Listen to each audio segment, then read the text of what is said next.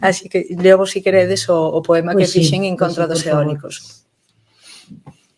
Vides a roubarnos, a expoliar os recursos da nosa matria con total impunidade, desangrando acuíferos, regatos e ríos, borrando do mapa anacos da nosa historia, mutilando as entrañas da terra, profanando a integridade da súa beleza, como se fose da vosa pertenza, sementando as nosas costas dos xigantes cos que o Quixote tiña loitas.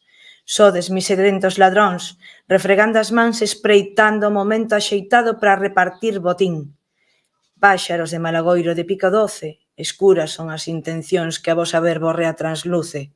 A pesares da vosa tentativa para nos convencer, a demagoxia, coa que vos enchedes a boca, a evidente inconsistencia dos vosos argumentos para nos protexer, son como lousas de papel mollado nunha casa en plena treboada a piques de ceder.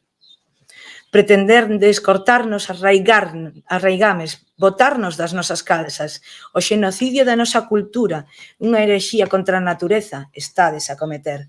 Sacrílegas son as vosas palabras cando se vos enche a boca falando do planeta.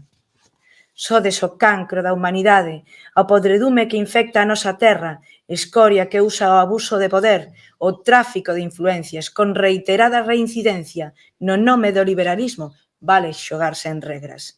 O pobo galego declárase insurrecto baixo esta invasión, segundo avanzan as vosas agresións, érguense voces de loita en toda Galiza, de este a oeste, de norte a sul, a Galiza mariñeira, a Galiza profunda, non imos permitir que nos veñades usurpar a terra que nos viu nacer.